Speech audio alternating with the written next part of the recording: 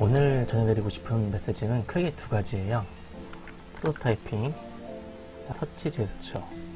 첫 번째로 프로토타이핑에 대한 얘기를 할 것은 뭐냐면 우리가 다뤄야 될 툴이 바로 어도비 엑스프인데요.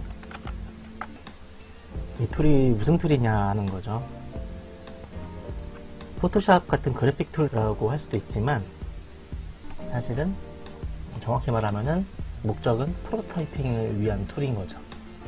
프로토타이핑이 뭔지는 알아야겠죠? 그런 이유에서. 두 번째로 터치 제스처에 대해서 공부할 거예요. 요즘 개발들은 웹 대신에 모바일 위주로 개발을 하게 되는데, 그렇다면은 일반 데스크탑에서는 키보드, 마우스 이런 것들을 사용하겠죠? 기본적인 것들은. 요것들은 단순해야 사실 타이핑하는 동작이 있겠고 마우스로 클릭하고 드래그하고 이런 것들이 동작이 있겠지요. 하지만 요즘에는 모바일이라는 손으로 할 수 있는 모든 것들을 거의 할 수 있어요. 그리고 계속 확장될 수 있는 거고요. 단순히 PC 때처럼 클릭한다, 그리고 클릭하고 드래그한다, 이런 개념들만 있는 것이 아닌 거죠. 일단 기본적으로 터치죠. 터치를 하고 잡아 끌거나 또는 짧게 끌거나 길게 끌거나 두 손가락을 사용하느냐, 이런 것들도 입력하는 방법이 될 수 있는 거죠. 이런 것들이 인터페이스라고 볼 수 있겠죠. 한마디로 PC랑은 다르다는 거예요. 모바일이기 때문에. 모바일에서 다룰 수 있는 그 동작들을 왜 배워야 되냐, 그것들이 하나하나가 다 입력이기 때문이죠. 다 배우고 더 나아가서 새로운 동작을 개발할 수도 있는 거겠죠. 그런 관점에서 오늘은 프로토타이핑과 터치 제스처를 중요하게 다룰 거다 라고 말씀드리는 바입니다. 그럼 우선 이제 프로토타이핑입니다. 사전적으로는 원형이나 견본을 의미하는 거죠. 그리고 웹 개발에서는 실제 원하는 방식으로 서비스가 작동하고 구현되는지 테스트하는 과정이라고 합니다. 왜 프로토타이핑을 하느냐? 간단해요. 기간이 짧기 때문이죠. 길면은 테스트도 많이 하고 구현까지 할 수 있겠죠. 지금 말 그대로예요. 실제 원하는 방식으로 구현되는지를 테스트하는 과정이라고 하는 거예요. 이 수업은 UI 수업이기 때문에 UI를 구현을 해보면 되는 거니까 자, UI를 봐야 되는데 실제로 구현을 한다고 생각을 해보세요. 뭐가 필요하겠어요? 바로 코딩이 필요하겠죠. 근데 UI 하나 보겠다고 이제 코딩을 하면은 얼마나 비효율적이겠어요? UI나 한번 바꾸고 그럼 테스트하기 위해서 코딩을 하고 그제서야 테스트를 통해서 확인이 되고, 예, 이 과정이 되면은 이제 생산성이 떨어지겠죠. 예, 그래서 이 코딩 단계를 빼버리는 거죠. 이렇게. 그래서 UI와 실제 화면을 왔다 갔다 한다. 바로바로 즉각적으로.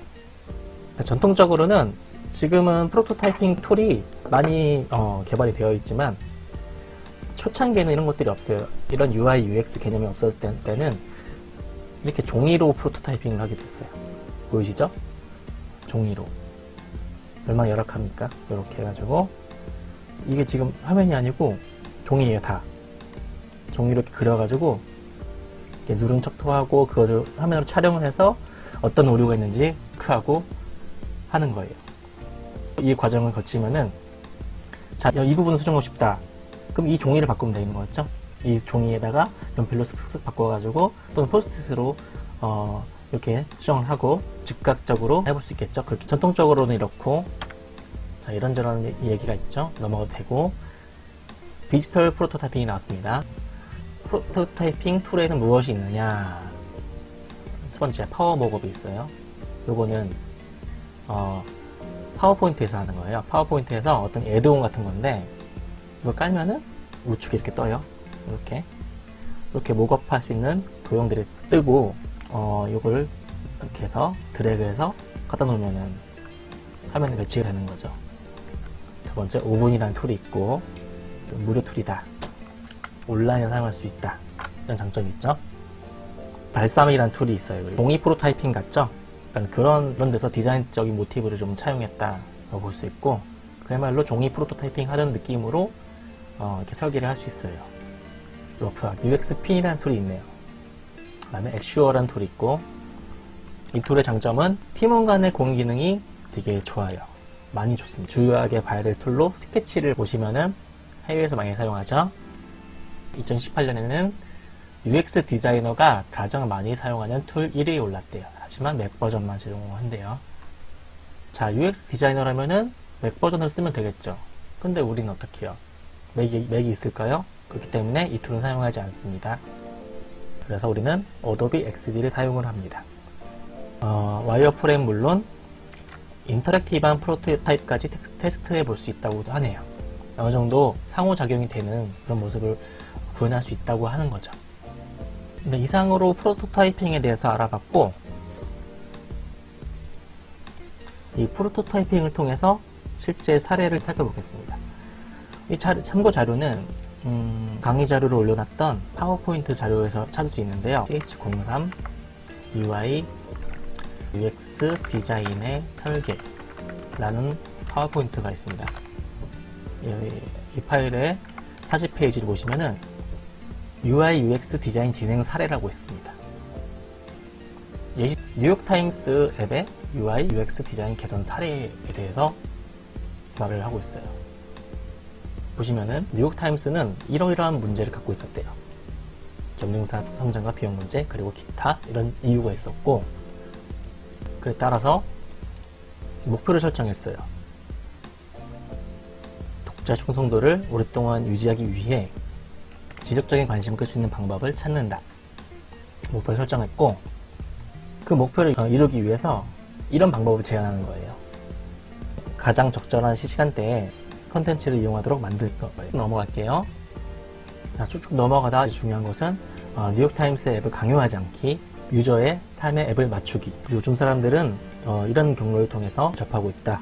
그리고 사람들은 평균 이 정도, 2617회 정도 스마트폰을 만진다.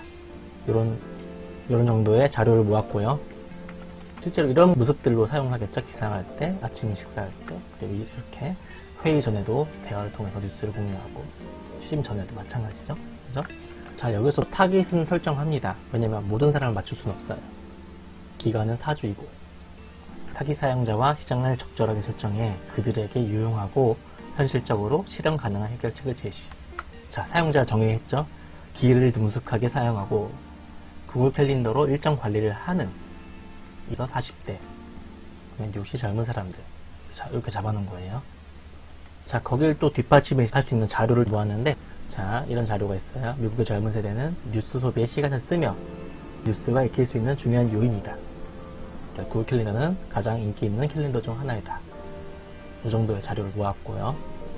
자, 이제 잠재적 사용자라고 해요. 이것을 지금 개발하고 있는 앱을 쓸 사람이 누구인지, 그 사람들, 아까 정했죠? 뉴욕 젊은 사람들, 그 사람들에 대해서 그 중에서도 이 앱을 쓸만한 사람들, 쓸 것 같은 사람들, 잠재적 사용자라고 해요. 이 사람들, 그 사람들을 통해서 인터뷰를 수집하는 거예요. 거기에 대한 결과는 이랬어요. 아는 뉴스가 거의 없어요. 뭐 기타 등등. 형편없는 뉴스 오늘 읽어요. 아침에 이메일로 보는 것 말고 시간 내서 뉴스를 읽지는 않아요. 뭐 이런 여러 종류의 사용 패턴이 있죠. 자, 실제로 질문하고 답변을 한 거죠. 실제로 현장에서 인터뷰한 내용들을 이렇게 정리한 거고. 쭉 넘어갈게요. 쭉 넘어갈게요. 자, 중간 단계들이 참 많아요. 자, 이제 여기서부터 보면 되겠는데, 와이어프레임을 작성했어요. 이렇게 장면들을 구성한 것들을 스토리보드, 와이어프레임이라는 거는 스토리보드를 토대로 이렇게 러프하게 화면을 설계한 거죠. 디자인적인 완성도를 보는 것이 아니고 요소들을 배치하고 상황 적절하게 배치를 하고 그 실제로 사용할 수 있는 모습으로 만드는 거예요. 여기서 지금 심미성이 있을 필요는 없는 거예요. 그러니까 쉽게 말하면은 그런 것이 바로 와이어프레임이다. 러프하게 뚝딱뚝딱 만드는 거죠. 이런 것들은 이제 개발자가 할 수 있는 거죠. 자, 그리고 이 과정을 통해서 일단 요소들이 다 배치되어 어느 정도 인터랙션이 있기 때문에 보완할 점은 어디다. 이 화면들로 충분히 얘기할 수 있어요. 그죠? 커뮤니케이션 할 수 있겠죠? 그를 통해서 대화한 내용들은 이렇게 나오는 거예요. 뉴스를 보여주는 공간 충분하지 않았다. 이렇게 얘기할 수도 있고, 충분히 이런 얘기가 가능해요. 디자인적으로 미적인 것들이 배제하고 얘기한 이 와이어프레임에서도 충분히 가능하다는 거예요.